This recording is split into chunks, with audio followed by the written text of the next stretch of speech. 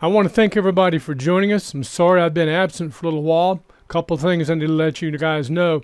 Anybody that's tried to contact me in the last several months, let's just say, if you didn't hear from me, either check your spam folder or send me another message. I had a hard drive that failed. Anybody had a hard drive failure? Yeah. Data should exist in 3 places. Okay, I had that. Had it in 3 places. It was all on the same drive. So I lost a drive. Haven't had that happen in a very long time, but it was a good reminder. We may do something again on cloning, imaging, or backup, but that's something that can happen to anybody. Number 2, anybody have allergies? Well, I have a real serious problem with allergies. This has probably been the worst this year that I've had in a very long time. So with all the data that I lost from all the contacts that I had and the research I was doing for you guys, I had a lot of questions about motion capture. But this video is going to be in response as we are answering another subscriber question. I'm going to show you the video this came from. We're going to read through the items, and then I'll give you the title of the video based on the motherboard this gentleman has that we're going to be looking at. Let's take a look. And this is on the video about the ASUS Hyper M.2 x16, of which we've done several videos. And the comment, and I'm going to scroll in on this, from I-25 Island. So once I scroll to it and zoom to it, I'm going to expand all this so we can read all this. And I'm sorry it's taking me so long, but man, I tell you, these allergies have really beat me up. Anyway, we're going to go through and itemize. We're looking at problems and solutions, and we're going to see if we can offer, as we extrapolate what he wants to do, what he can do, what he can't do, and what he needs to do everything that he wants to do. That's always the conundrum. Let's take a look at the specs and read through the comment. This is going to take a minute, so bear with me. All right, Island 25. Man, I need help. I bought this. Of course, it doesn't work. I'm not about to throw it in the top PCI slot. And that's the key right there, the top PCI slot. So he has some idea of what's going on, but let's get through this. And put my 3080 Ti, so that's the positive thing. He's got one of those, smart, in the second one. And let me read that again. Man, I need help. I bought this, and of course it doesn't work. I'm not about to throw it in the top PCI Express slot and put my 3080 Ti in the second one. Okay, we have to remember, what does he have reference to? He's talking about an ASUS quad card that requires a 16-lane slot. He's also got a 3080 Ti that would like a 16-lane slot. So there's 2 things that require, or that would like 2 16-lane slots. But to be specific, the only one that requires a 16-lane slot, and that's 16 lanes electrically, and I'm going to reiterate that as we go through this, because as we get more into this, you're going to see some stuff that needs to be specified. Stay with me. I need 3 PCI lanes, but boards that support this thing only have 2 that I could find. Someone please help. I have 0 support in building this. Okay, let's go back and figure out and extrapolate. Now, that quad card has to be in the top slot, period. We're going to go through and we're going to take a look at the motherboard that I haven't told you about yet, but I will as we get through this. But it's really important at this spot to understand we've got a quad card. And he understands about PCI Express slots, but I think he's got, and that's why we need to make sure we have this clarification, where he talks about needs 3 PCI lanes. No, sir. He needs 3 PCI slots. What he needs is 16 lanes in those first 2 slots. He's got 3 slots. I'll get to the motherboard. Be patient. So the next comment, I said, welcome, understandable. Let's see if we can help. Tell us, what motherboard do you have? Brand, model, chipset. These types of by 16 quad add-in cards are made for a high-end desktop, a workstation, or a server. I didn't get into the chipset. I will. And his response, I-25 Island. I'm trying to make this system a workstation gaming rig. Okay, I'll differentiate there. Workstations, we can get into that because we build, and that's what we focus on, is purpose-built machines. Gaming machines we don't do. Can you game on a workstation? Yes. Can you do workstation work on a gaming rig? Yes, but I separate the 2. And because you have workstation first, that's what I want to focus on. But again, identifying problems and solutions. I have a B450 ASUS ROG Strix gaming tube. So that's going to be the title of the video. This is going to be about the ASUS B450 ROG Strix gaming tube motherboard. I have a single Samsung 980, so that's PCI Express 4. That's the M.2 NVMe PCI Express drive sitting in a box because I have two single adapters taking up my middle and bottom slots. Okay, two single adapters. I would gather that would be an adapter for something. Could be an M.2 drive, could be an I.O. card. He has another I.O. card listed we haven't gotten to yet. Wanted to add storage and add a capture card while still getting decent speeds from the drives. Thank you for reaching out, by the way. I've been on my own learning through trial and error for almost 2 years, trying to make this PC as balanced and powerful as my pockets will allow. Laugh out loud. No joke in that. Also, I'm trying to find one around, meaning a motherboard, around or even under $300. Impossible. I see some with 3 PCI lanes. Okay, again, we need to be specific here. We're talking about one motherboard around or under $300 with not 3 PCI lanes, but with 3 PCI slots. That's your problem. You've got to have more lanes. You don't have enough lanes. We're going to get into that. You talk about it for a Ryzen, but no idea if it supports this thing. So what we're going to do is look at the motherboard resources. We're going to look at 2 manuals. We're going to also look at a CPU. And I'm going to base this information for the CPU based on a 16-core CPU, because the number one item on that was a workstation. So we want to go from that standpoint. More cores are better. All right, hi Island 25, working on a video response, which is what we're doing. Had a hard drive crash, which is what I mentioned, and not at a good time nor in a good way. Stay tuned. And then, of course, I had the bout with my allergies. And he said, sweet, can't wait, man. Okay, so what we need to do, let's go to ASUS, take a look at the motherboard. We can look at the tech specs. That's not going to give us everything we need. So we're going to go to support. We're going to download the manual. And of the 3 manuals available, we're going to need 2. We're going to need the BIOS manual. We're also going to need the user's manual, in English preferably. All right, the first thing I'm looking for in the first manual, and this is the BIOS manual, I'm looking for bandwidth. And I don't know why ASUS has to complicate this. In other words, keep it simple. What we're looking for is bifurcation, which means to fork, to split. And that's what we are doing because that's what we have to have with that first slot. So I want to look in the BIOS at the manual. I'll go back to the motherboard manual and see how all that fits together. And what I'm looking at, bifurcation, which is 4x4x4x4, is in the manual, PCI Express +16_1 bandwidth, auto mode, and PCI RAID mode.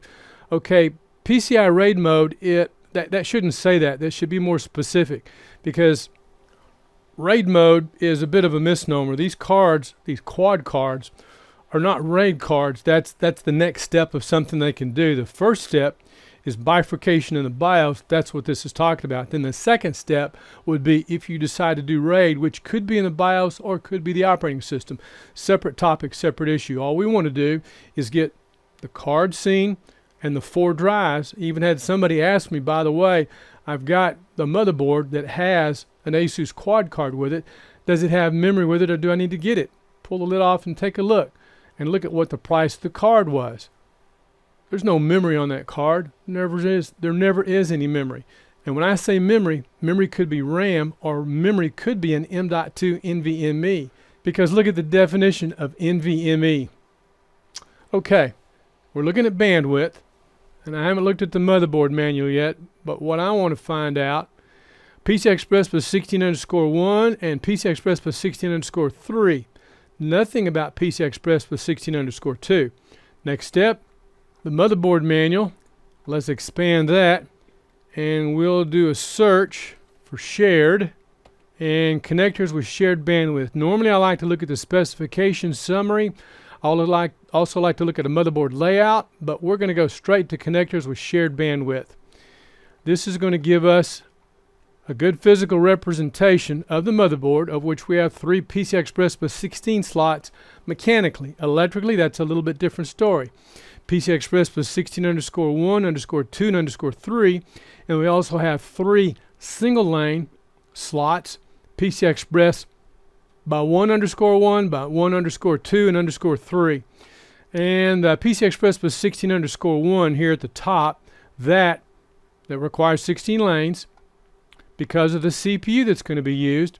We have 16 lanes for that slot, and we have 4 lanes for that M.2. So we have M.2_1, and we have M.2_2. So the next thing we want to look at, because this drawing is about connectors with shared bandwidth, we're going to scroll down, and we're going to take a look at the key on this for these 3 slots. _1, _2, and _3. And right here, A, PCI Express plus 16 _1 and _2.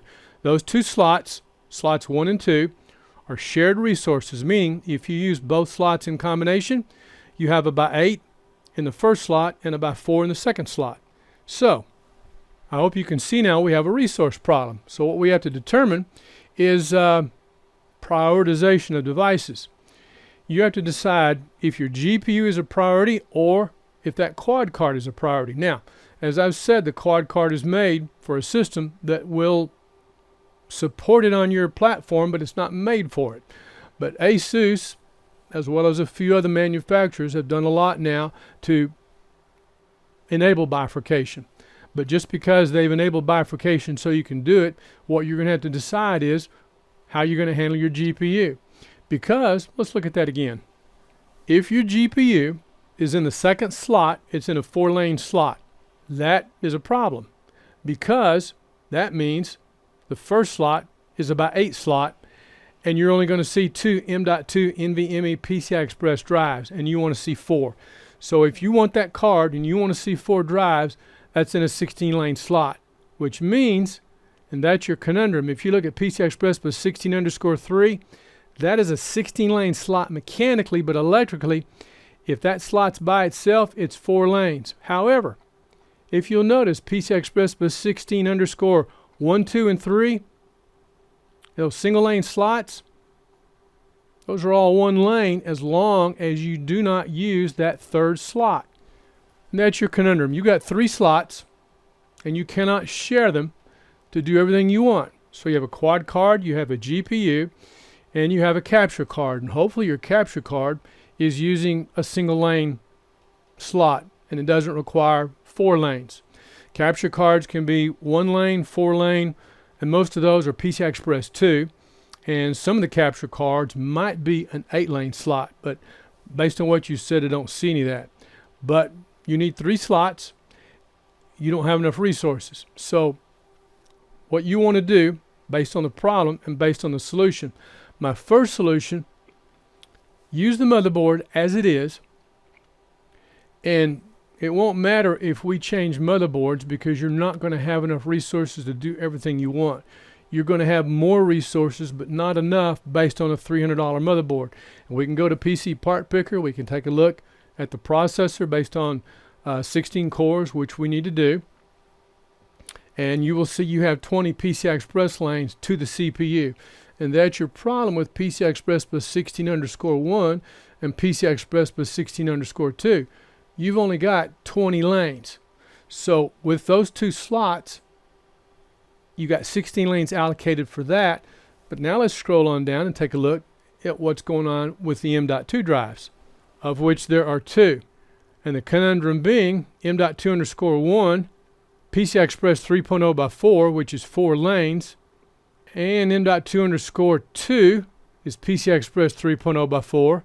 However, if you're using PCI Express plus 16 _1, wow, you either have that one primary 16-lane slot, or you get the M.2_2, which means you can use M.2_1.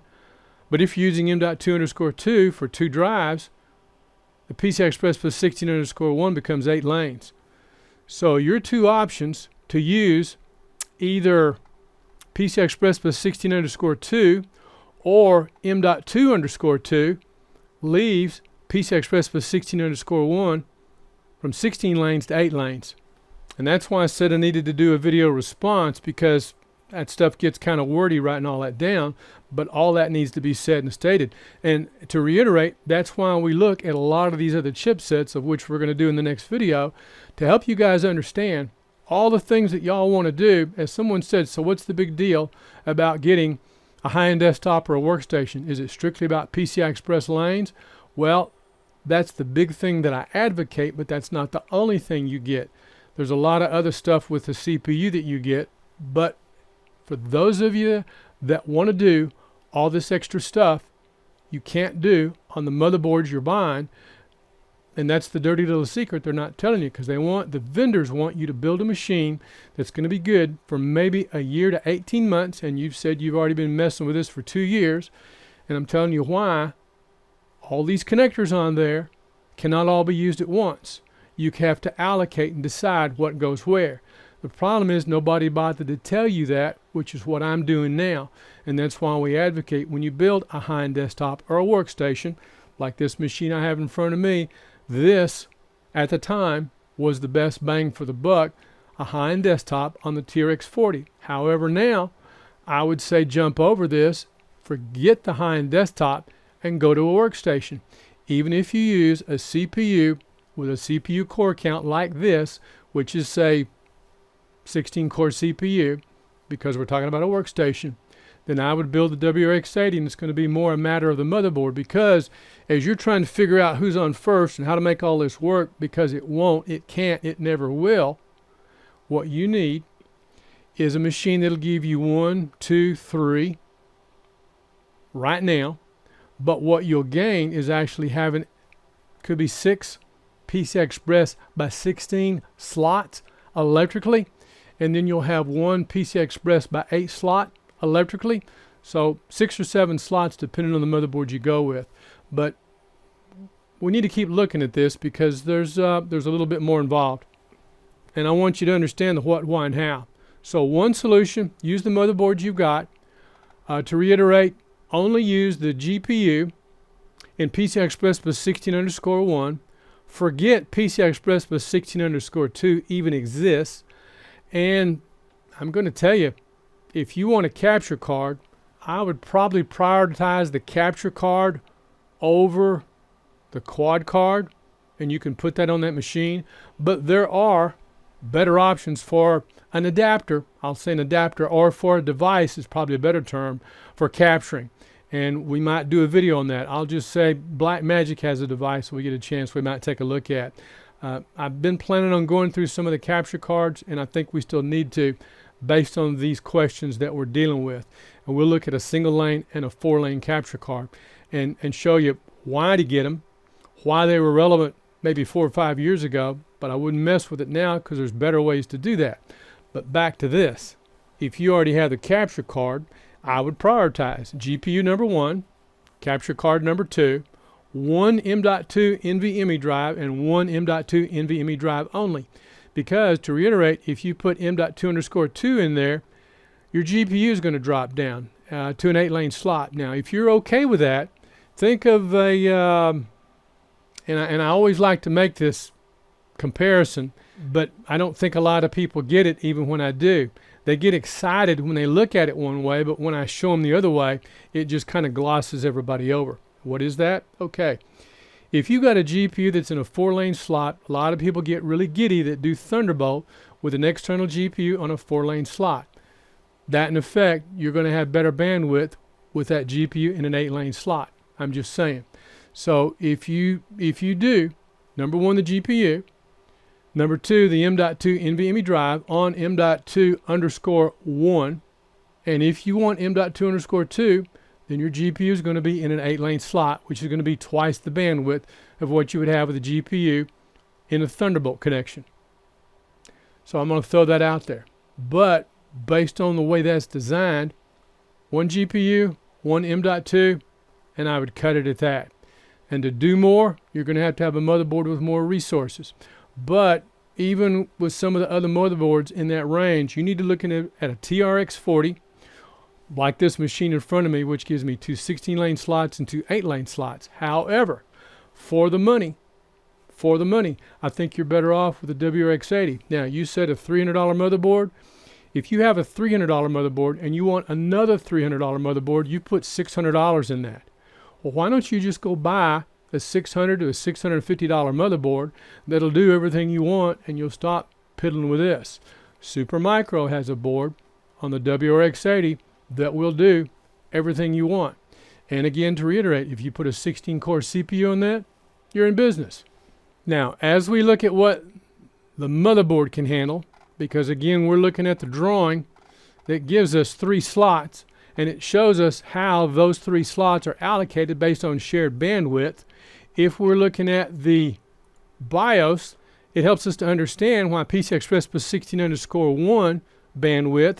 Yes, you can get that hyperquad on there, but look what you do to your GPU.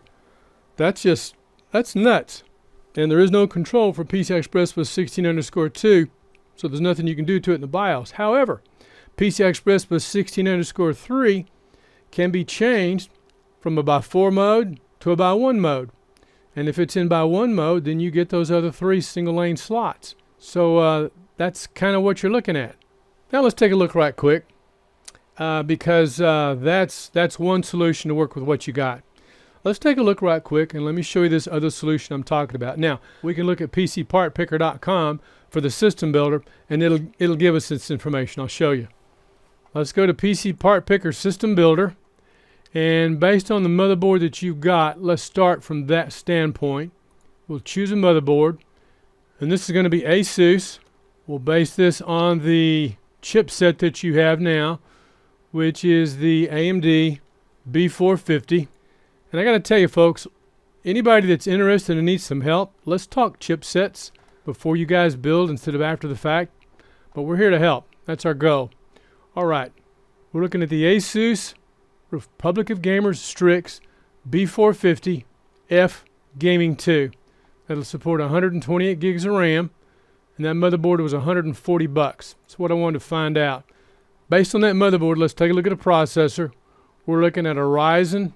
Let's go to the core count based on 16 cores. And let's look at Ryzen 9 5950. So you're looking at a $550 CPU.